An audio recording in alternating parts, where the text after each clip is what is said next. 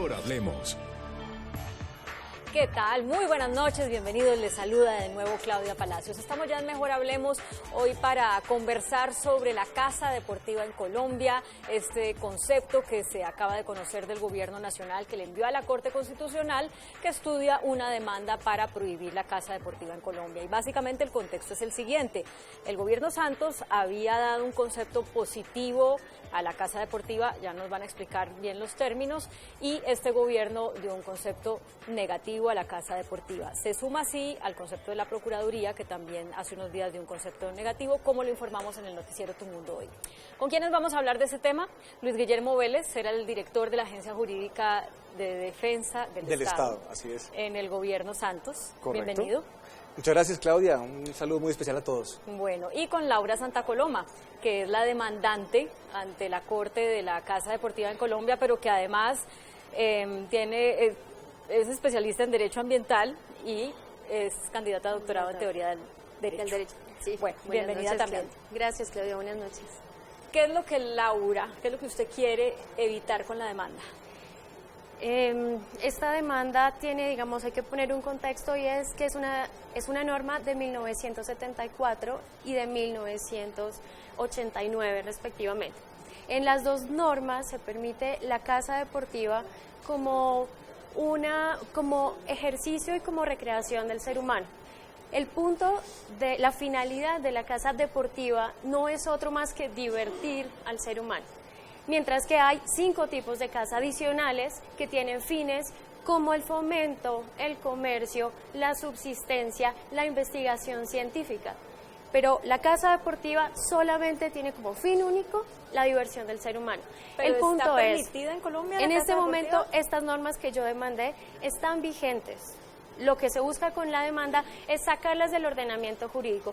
En la práctica, en Colombia no se realiza casa deportiva, no hay tradición deportiva y por lo tanto no tiene ningún sentido tener latente en el ordenamiento jurídico unas normas que no tienen nada que ver con la tradición de Colombia, ni mucho menos con el desarrollo ético que ha venido teniendo el desarrollo jurisprudencial que protege a los animales. Y la ley, además, que es la 1774 de 2016, que protege a los animales en su sintiencia y existencia. Bueno, pero estoy tratando de entender si se permite o no la casa deportiva en Colombia. Mira, sí se permite según Laura, ¿cierto? Claudia, si entendí bien. Este es un tema que es un tema ambiental. Ajá. Este no debe ser un tema ético, un tema político o un tema ideológico. Es un tema netamente ambiental. Lo cierto es que en Colombia no hay casa deportiva y no ha habido casa deportiva en los últimos por lo menos 10 o 15 o 20 años. No hay ninguna licencia de casa que se ha expedido y no hay ninguna en trámite actualmente. Hay gente que simplemente no le gusta el concepto, la idea de la cacería deportiva, cuya finalidad realmente es irrelevante. Entonces yo creo que esa mortificación que le da a alguna gente que no le gusta, digamos, que alguien vaya a cazar, no puede ponerse, digamos, o anteponerse más bien a lo que debe ser la racionalidad de todo esto, que es la protección y conservación de la fauna y del medio ambiente. Pero entonces, ustedes cuando estaban en el gobierno, ¿por qué emitieron un concepto positivo que enviaron a la Corte para decirle claro, la casa deportiva porque debe poder existir en Colombia? El control ambiental es un sistema construido de una manera muy completa hace 40 años, que ha funcionado inclusive bastante bien en algunos casos. Y este sistema tiene unas piezas, y ese sistema le autoriza al Estado, al gobierno, regular en diferentes circunstancias. Y lo que quiere la demanda es quitarle al Estado la posibilidad de regular para proteger el medio ambiente. Y lo hace por razones netamente ideológicas y políticas. Y yo creo que eso es inconveniente. Aquí lo que debe primar sobre todas las cosas es la protección de la fauna y la protección del medio ambiente. Bueno, pero entonces, veo que podríamos estar de acuerdo, podrían ustedes dos estar de acuerdo en que hay que proteger la fauna y el medio ambiente. O sea, entiendo que... Yo creo que no hay ninguna duda de eso. Sí. O sea, en absoluto. Usted, Luis Guillermo, al emitir ese concepto, después de reunirse con ministro del Medio Ambiente, de Justicia, no sé cuántos más en el gobierno Santos, no fue que dijeran, pues divirtámonos matando animales. No, en absoluto, en absoluto. Eso no es la racionalidad de toda esta cosa. Aquí hay un sistema de protección ambiental muy bien diseñado, que ha funcionado, digamos, más o menos bien en Colombia. No lo desbaratemos y no lo hagamos por razones, como le digo, políticas o ideológicas. Bueno, pero entonces, digamos que Laura lo hace de una manera, interpone la demanda de una manera preventiva, porque reconoce que no se practica caza deportiva, pero teme que porque la legislación está como usted nos contó, de pronto el gobierno pueda decir la vamos a legalizar en tales zonas o Sí, para Claudia. tales animales. Mira, Eso, por ejemplo, esa es la cosa que usted quiere evitar. en el caso de Argentina, Santa Fe, por ejemplo, hay un problema muy serio, coto de caza.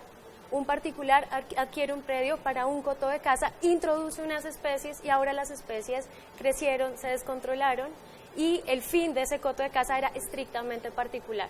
Y en este momento el Estado no ha podido manejarlo. En Argentina se está buscando la prohibición también de la caza. En la provincia de Santa Fe se han hecho varios esfuerzos y han adelantado varias, digamos, iniciativas y han obtenido muy buenos resultados, porque en Argentina sí es un país donde se practica la caza de control, y cuando trataron de introducir la caza deportiva pasó esto. Entonces, hay unos riesgos ambientales muy grandes asociados a la institucionalidad que no hay en Colombia. No se ha podido detener el tráfico de especies en Colombia. Acá hay caza, pero para tráfico, no hay caza deportiva, hay caza para tráfico de especies, y lo que ha pasado es que además ni siquiera se ha estimulado la caza con fines de fomento y comercial, porque obtener una licencia para esos fines es una tortura y hay varios ejemplos de eso. O sea, conclusión, no estoy de usted, ¿no? Sí. Voy a tratar de ponerme los zapatos de Laura. Laura. No estoy de acuerdo con que el Estado siga manteniendo la capacidad de regular, porque sencillamente no lo ha hecho. Yo creo que, Entonces, ¿para pero qué eso se la- es un se la argumento dejamos? contradictorio. O sea, yo creo que el Estado debe poder regular y debe decir, no hay caza o eventualmente sí hay caza. Le pongo un ejemplo muy cercano a los colombianos. Hace unos años se escaparon de la hacienda de Nápoles unos hipopótamos. Sí. Esa es una especie que es una especie foránea, exótica, que no es propia de Colombia. La recomendación ambiental, la técnica, era que tocaba contenerlos y diezmarlos. Eso no se pudo hacer, hubo un gran escándalo nacional, que cómo era posible que esto ocurriese. Han pasado de eso ya 10 años. Pero no se puede hacer, ¿por qué? Porque hubo una reacción, porque tocaba matar los hipopótamos con unos rifles de caza, ¿cierto?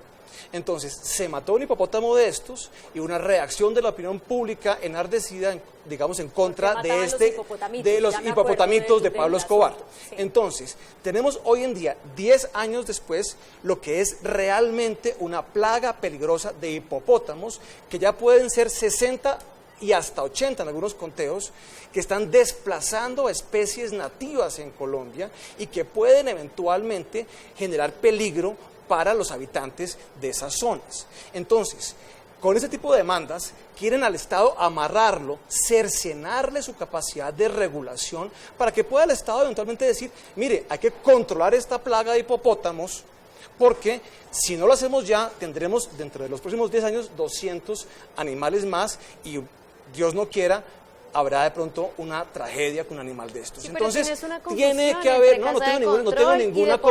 confusión. La Son finalidad dos fines es diferentes. absolutamente irrelevante, porque lo que acaba ocurriendo es exactamente lo mismo, es la muerte de un animal, que si se va a dar, tiene que hacerse reguladamente, para asegurar el menor sufrimiento posible. Y eso es muy, muy importante.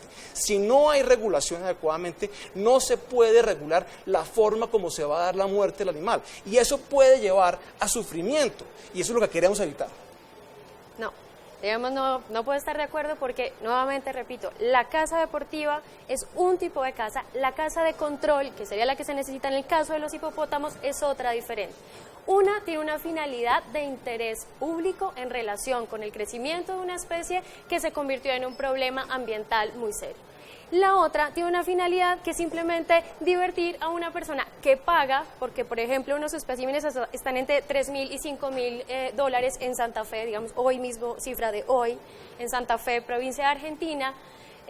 simplemente por fines de recreación. Es que son dos cosas diferentes y todos los debates han llevado a confundir la casa deportiva con la casa de control. La casa de control no está demandada. La que está demandada es la casa deportiva. La finalidad, claro, es irrelevante, porque acaba todo en lo mismo, y es la muerte de un animal.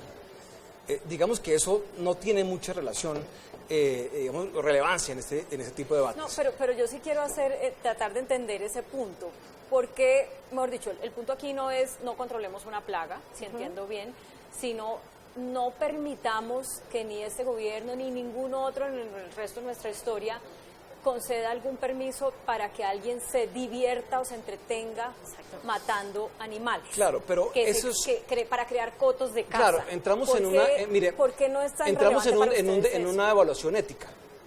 Y es un poco el tipo de cosas que una corte no debería entrar a definir. O sea, hay gente que no le gusta eso, a mucha gente no le gusta eso. A otra gente le gustará, y le gustará por muchas diferentes razones, entre ellas unas culturales muy importantes. Pero realmente en el mundo la caza está permitida actualmente porque es una herramienta de control y fomento ambiental. Es la razón por la cual hay regulación muy extensa en la mayoría de países más desarrollados, como los europeos, por ejemplo, como los Estados Unidos, como Canadá. Son regulaciones muy sofisticadas en donde lo que se permite, independientemente de la finalidad, es que se dé la actividad de caza porque puede, uno, proteger la fauna, fomentar la fauna y sobre todo crear hábitats para desarrollo de fauna. Esto está probado. Mire, las ONGs ambientales más importantes del mundo apoyan decididamente la caza, sea deportiva o como la quieran llamar, la caza porque lo ven como una herramienta ambiental. Eso es súper importante. Sobre eso recuerdo hace algunos años una noticia en África que generó mucho escándalo porque alguien apareció con un animal recién muerto como un trofeo, y la misma gente de esos hábitats, yo no me acuerdo qué país era, decía, es que si no permiten la caza van a acabar con la especie, porque el tráfico es peor y entonces lo hacen a escondidas y se suben los precios. En cambio, si la caza está permitida, los mismos organizaciones de cazadores se encargan de que haya animales siempre vivos, y entonces así no se extingue la especie y además genera un negocio para la comunidad. Y ellos lo ven como algo bueno, ¿no? Pero eso puede sonar muy aterrador, pero... No, suena contraintuitivo, pero es cierto. Sí, pero acá el problema nuevamente no es la caza deportiva. Acá no vienen cazadores furtivos a llevarse trofeos que cazaron. Acá la caza es la caza que tiene como fin el tráfico de las especies. Luego, ¿por qué no se estimula la caza de fomento y la caza con fines comerciales, como en el caso, por ejemplo, de los caimanes aguja en Cispatá? Es un ejemplo muy interesante de aprovechamiento sostenible de las especies. Uno puede tener o no reservas sobre el particular, pero es un ejercicio concertado con una comunidad que viene siendo una opción muy rentable y además acorde a su entorno. O sea, si eso estuviera en la sangre del colombiano, entonces ustedes dirían, regulémoslo, porque como el caso de las corridas de toros, ¿no? Digamos, el problema de las corridas de toros, ¿cuál era? Era un tema cultural. El argumento más fuerte en la Corte Constitucional es que era un tema cultural, era un tema asociado con una suerte de ética colectiva alrededor de una actividad que muchos no nos gusta. Pensaría yo que una gran mayoría no nos gusta, pero la cultura es uno de los estandartes de la Constitución del 91 y por eso tiene una protección constitucional tan amplia. En el caso de la casa deportiva no hay ese revestimiento. Yo le digo una cosa, a mí no me gusta que las cortes impongan la ética de la sociedad. Me parece que eso es muy peligroso, porque la ética de la mayoría no es la ética de todos. Y lo puedo decir para todo tipo de cosas. Digamos, para comportamiento sexual, por ejemplo, para formas de vestirse, para formas de ser. Yo creo que la ética es una cosa que está en cada uno y las cortes no se deben meter en este tipo de temas. Mire, ¿cuál es la diferencia entre un zoocriadero y un coto de caza? Ninguna. No existe ninguna diferencia. Y es la casa de fomento que usted está mencionando, que está defendiendo. Claro, que no existe ningún tipo de diferencia entre la cacería de fomento y la caza deportiva, porque los principios, las bases que los sustentan ambientales son exactamente las mismas. O sea, no acabar la especie. Por supuesto, no solamente no acabar las especies, sino además digamos, generar condiciones para que se puedan conservar y reproducir más. Y sobre todo, y es el tema de África que usted estaba mencionando, es generar los hábitats. Las especies están en vías de extinción y en peligro, no tanto por la caza, sino por la reducción de los hábitats.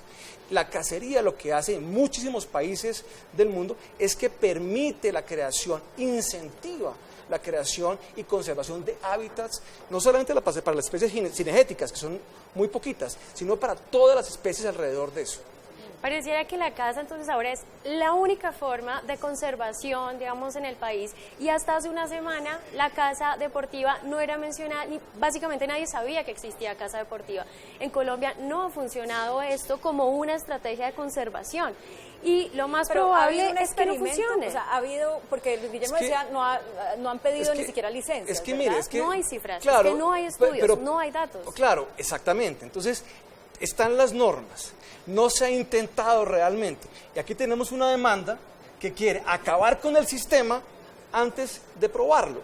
Un sistema que además, valga decir, ha funcionado perfectamente bien en todo el mundo desarrollado. Es que cacería deportiva o no deportiva o de fomento, como la quieran llamar, pues se da en todos los países civilizados del planeta, que además son los que más altos estándares tienen de conservación ambiental y además también más altos estándares de protección y bienestar animal. Es que me parece muy importante resaltarlo. ¿Qué animal tenemos en peligro de extinción que sea muy autóctono nuestro? El oso anteojos, por ejemplo. No, pero eso no es una especie de caza, o sea, eso no es... Que sea de caza, pues. No, de especie de caza no hay. Ayer leía en el informe del Ministerio de Ambiente que ustedes enviaron, justamente tenían una especie de pato y una especie de paloma que eran potencialmente utilizables. Las especies cinegéticas que hay registradas en cinegéticas, especies de caza, para caza, sí, que son muy poquitas, o sea, son muy poquitas. Son realmente, básicamente, 2 o tal vez 3. O sea, los patos de migración que son conservados en buena medida en los países, digamos, del hemisferio norte, de estaciones donde hay conteos y hay licencias para caza, establecidas muy estrictamente. Están las palomas que son o pueden ser plaga en determinados sitios donde hay monocultivos. Eso también es el caso, por ejemplo, de Argentina. Y eventualmente algunos tipos de perdices. Pero eso es todo, no hay más. No hay más. No es que van a cazar venados ni... En Pero Colombia, la posibilidad está abierta. La posibilidad, mire, en los Estados Unidos, yo le quiero decir una cosa. Constitucional. Claro, y ojalá estuviera abierta de aquí en adelante. Ustedes la quieren cerrar, que eso es lo que es lamentable. Mire, en los Estados Unidos, hoy en día, hay más venados coliblanca en los Estados Unidos hoy en día que los que había en 1492 cuando llegó Colón a América. ¿Y por qué hay más? Los conté, eso es un dato, eso es un hecho. ¿Y por qué? Porque hay una industria de caza muy desarrollada en Estados Unidos que ha permitido conservar los hábitats y cuidar las especies. Hace 60 años había un problema de poblaciones porque estaban muy disminuidas.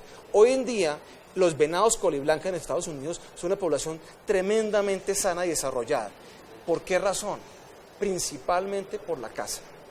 Bueno, tengo que hacer una pausa para comerciales, pero ya volvemos y en los últimos minutos que nos quedan, yo quisiera hablar, yo sé que Luis Guillermo ha dicho, la Corte no se debe meter en la forma que la gente vive, en mis gustos, si me gusta cazar o no me gusta cazar, si me gusta... O pintarme el pelo azul, o... Eso es su punto de vista, ¿cierto? Las Cortes no deben estar en las decisiones de las personas. Bueno, pero todas las Cortes del mundo se meten en esas cuestiones y cada vez más, pensaría yo. Cuando estamos hablando de la vida y la muerte en un país que ha sido tan violento como el nuestro y cuando estamos tratando de pasar a otro momento de la historia, pues es pertinente, y por eso quiero invitarlos a que los últimos minutos del programa sean sobre eso, entender esta lucha en medio del contexto del país, de lo que ha sido nuestra historia de violencia. Ya volvemos a Mejor Hablemos. Estamos hablando de la caza deportiva y la decisión que en pocos días va a tener que tomar la Corte Constitucional respecto a prohibirla definitivamente en Colombia o dejar el camino como está ahora para que eventualmente pueda ocurrir, porque no ocurre en este momento en nuestro país. Esto a la luz de un país violento donde ya ver un cadáver desafortunadamente no nos produce lo que nos debería producir, independientemente si es de un viejo, un niño, un anciano, un guerrillero, un paramilitar, lo que sea, no nos simbra como se debería. ¿Qué puede aportar el hecho de que la caza deportiva de animales esté permitida o no esté permitida a esa sensibilidad que como país deberíamos desarrollar, que es el cuidado por la vida?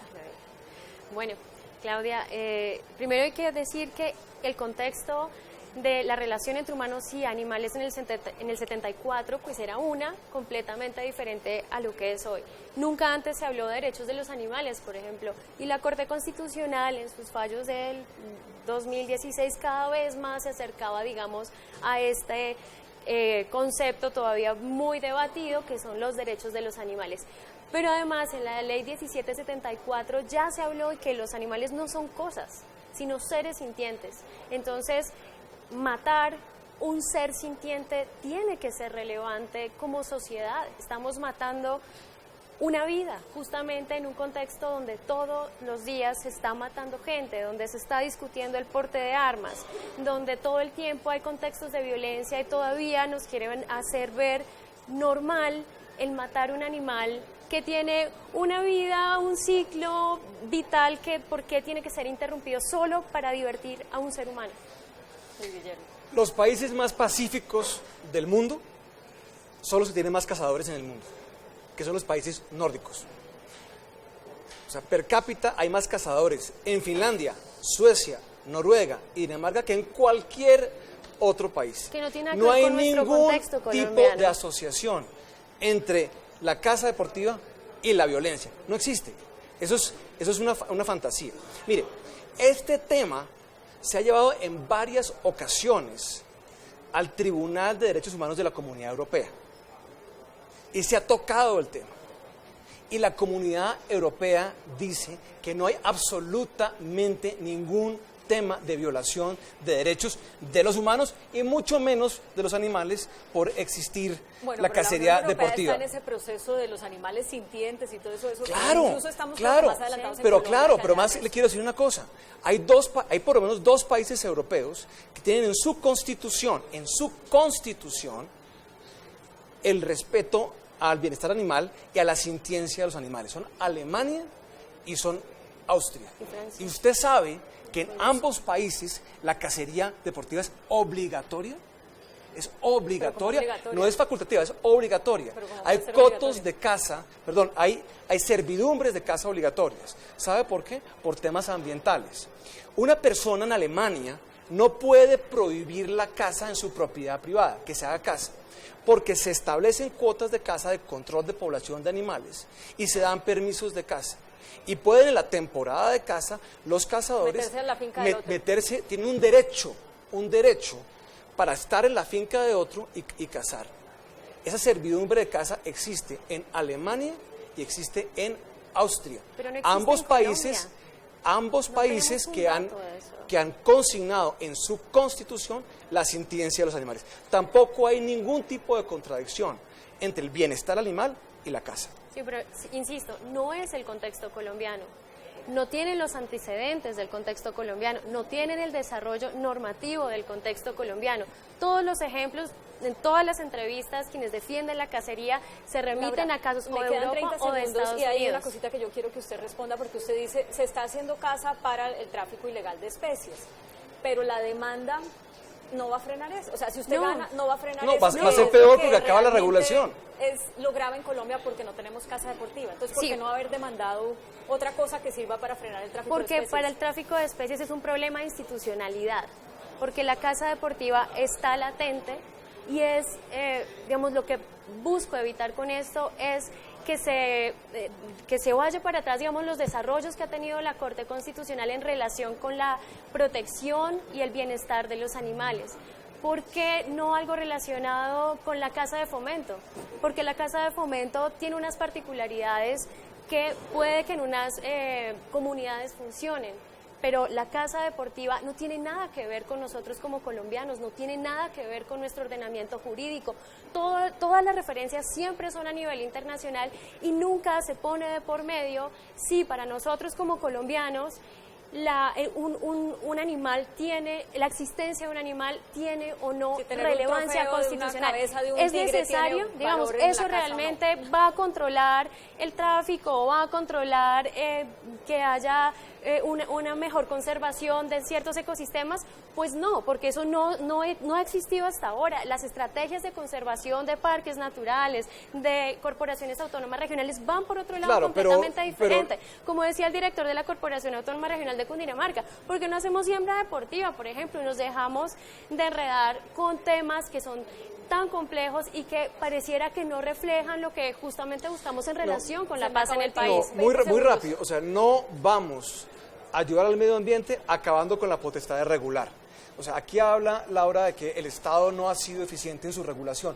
Ella lo que quiere es que el Estado no tenga ninguna capacidad de regulación, porque la consecuencia de esa demanda es que le quita al Estado la posibilidad de regular. Eso es lo que pasaría. Se ha autorregulado todo. No, claro. Es que simplemente le quita la capacidad de regular. Sería una verdadera lástima que eso ocurriera.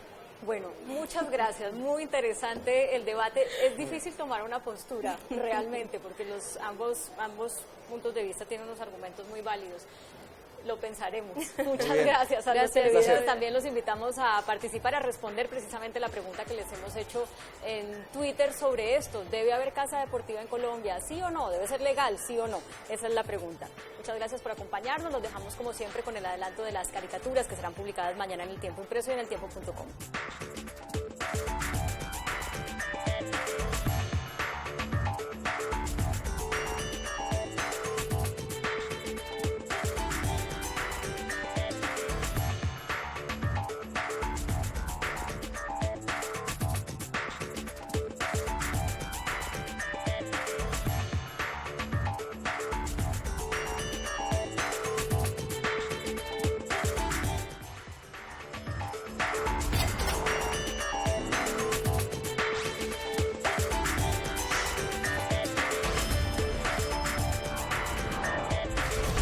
Mejor hablemos.